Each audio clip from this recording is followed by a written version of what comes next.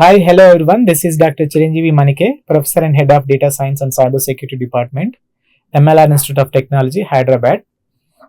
Previous lecture we discussed information gain, that is one of the measures used to select the best attribute in a decision tree construction. So now we are going to see a numerical example to understand how it could be applied to a data set, that is in selecting the best attribute, and what are the equations we discussed, then how we are going to apply these equations to calculate the information gain of attribute and how the attributes would be selected. And this is the data set we are going to use for this example. And this data set is a data set used in textbook Hannon Camber. It's a class labeled training tuples from the all electronics customer database. It has attributes age or RID as a one ID we'll use, and age, income, student, credit rating, and the class attribute, the target, that is buys computer, no or yes. So here we have to calculate the information gain, that is of that a particular data set, and based on this equation that we have already discussed in the previous lecture, that is info of d equal to minus sigma I equal to 1 to m pi log base to pi. So in this case, so we have the attributes like age, income, student, and credit rating. Under the class we have the two labels yes and no, and each attribute also it has different categories. Like under the age we have the youth, middle age, and the senior. Under the income, high, low, medium, etc. So now how we would select a best attribute, because we have to start from the root, and the root, that is the first attribute, that is need to be selected by using this information gain. So in this case, the total information gain that need to be calculated for this data set. So from this we are going to substitute the values of this data set in this equation. So now let us try to understand, so what are all these values represent, okay, from where we got all these numbers like 9 by 14. The equation, the formula is same, like, but how we got these values. So you can see here all the denominators are having the same number, like 14. So that means these are the 14. The 14 represents the number of tuples in this given data set. So then the 9 represents the number of, there are two class labels like yes and no. So how many yes and how many no? So here the no class labels, this is 1, 2, 3, 4, 5. So there are 5 no's, class label no 5, and class label yes remaining, that is 9. Okay, so that is, these values are substituted in this equation. So there are only the two categories under this class. Suppose if there is another category, so then we will get one more term in this equation. Okay, so this represents the S and this is the represents the no, that is as per this equation, information gain of D. So once we simplify this, and the result would be equal to 0.940, that is in terms of bits. So next we have to calculate the information gain of each attribute, so that the attribute with the highest information gain would be selected as the best attribute for at this point of a splitting. So now this is attribute, right? If you want to calculate the information gain of each attribute, and this is another equation we use this equation. So let us again try to understand, like suppose if you select the age attribute, then how we are going to calculate the information gain of this attribute age. So here you can see there are like this 14, I think the same like number of tuples number of tuples. That means this gives the number of tuples, and this for the each category. How many categories under this age? So for each category, in this case the j value, j equal to, like for example, there are 3 categories under the age: j youth, and youth, middle aged,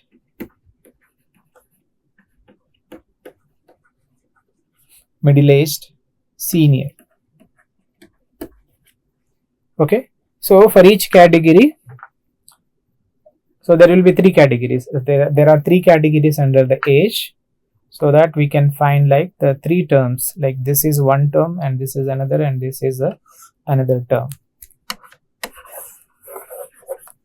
So now for this, under this age youth category, how many tuples are having the class label yes and no? Similarly, the middle aged tuples, age attribute and the value is middle aged, how many yes and no class labels? Similarly for the senior also. So if you could observe this, and there are, like suppose the first category, let us take a youth. So how many tuples are there with a value youth under this attribute age? Like this is a 1, 2, 3, 4, 5. So there are 5 tuples with the value youth under the age. So the total number of tuples here is 5. Among these 5, there are again, what are the class label of these 5 attributes? Like suppose if you take for first 2, the class label is no, and then this one is also class label no, and for this 4th and 5th attributes the class label is yes. Okay, so the total 5 attributes, and among these 2 attributes the class label is yes, and the 3 attributes class label is no. So here the 2 represents, there are total 5 tuples with the value youth under the age, and the 2 are yes and 3 are the no. That is like the previous, based on this previous equation, for this attribute age, the value is youth. So this is the way we calculate, and this is like 5 total number of attributes for the value youth under this age, and the total number of attributes in this data set. Similarly, for the second category, what is the second category? So there is a second category, like suppose middle aged. So middle aged, and how many tuples with the value middle aged under the age attribute? And this is 1, 2, 3, 4. So 4 tuples. So again the 4 tuples, among these 4 tuple, how many tuples with the class label yes, how many tuples with the class label no? So here this class label, the first tuple class label is yes, second tuple class label is also yes, and the 4th also yes, 5th also yes. So all yes. There are 4 tuples with the class label yes. So no, there are 0 tuples with the class label no. So that's why only it has only, that is 4 out of 4 class labels are yes under this category middle aged. So similarly, and for the next category, that is senior level. So in this senior level, so how many tuples are under this age have the value senior? So here this is 1, 2, 3, 4, 5. Is there anything else? Yes. So 5. Okay, because the first category is 5 tuples. Second category, that is middle aged, is 4, and the remaining will be 5 only. So now check the class label of these 5 attribute tuples. Yes, yes, no, and this one is yes, and the last one is no. So how many? So here there are 2 no's, that is 2, knows yes is 3. Okay, so yes, this represents yes, 3s out of 5 tuples, and the 2 tuples with the class label no out of 5 tuples. So, and once we simplify this whole equation, then we'll get a 0.694 bits, that is a information gain if you would select a age attribute. So similarly, we have to find out the information gain for the remaining attributes as well. So what are the remaining attributes in this? So income, student, and the credit rating.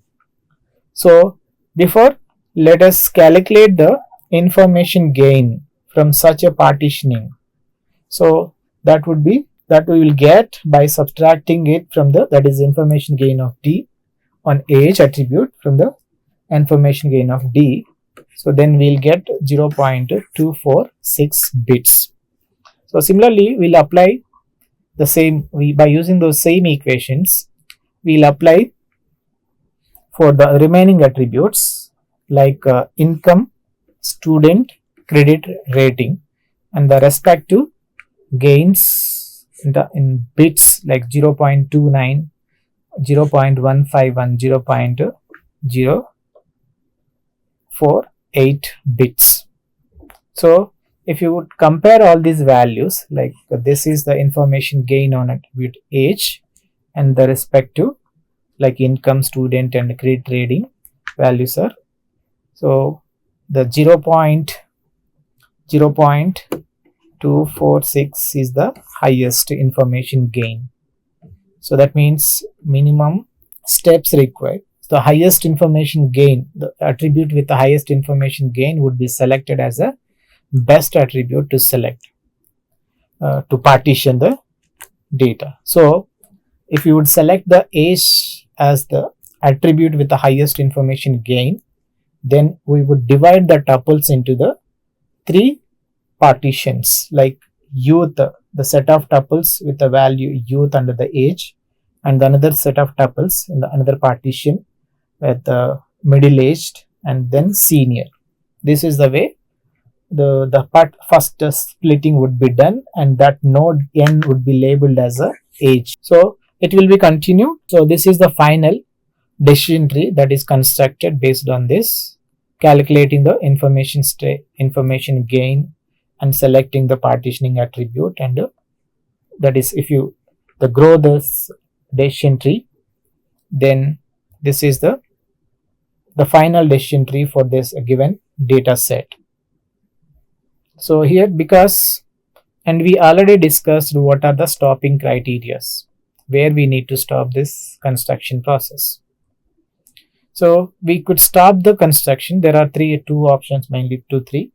We could stop the construction process if there is no, like suppose there are 100 tuples in this, and there is no, all the tuples are belongs to the same class, then no need of further partitioning of this tuples, or there is no other attribute, okay, need to be selected. So till we reach that situation, we have to continue this construction process or splitting. So that's it. Let us just quickly see, like suppose if we have any, like this is the data set we used for this a numerical example, and here we will get, like suppose if you want to get the count of all these values, you can see here, like suppose if you select a middle age, there are 4 attributes all with a yes. So that's why, and in this table, in this decision tree, you can see here there is no other partition, only one partition here. There is only one partition, because in this partition, all the attributes, if you go back here, you can see here, these are the tuples with attribute value, that is age, middle aged, all yes, class labels are yes. So there is no further partitioning required.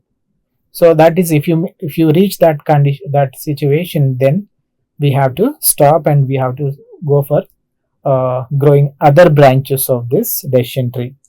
So thank you for watching this video. Next lecture we will be going to discuss the 2 other remaining attribute selection measures, and then We will also discuss how, like suppose if it is attribute values, possible values of an attributes are continuous values, and how we would split the data set or partition the data set into the different partitions or groups. So thank you for watching this video.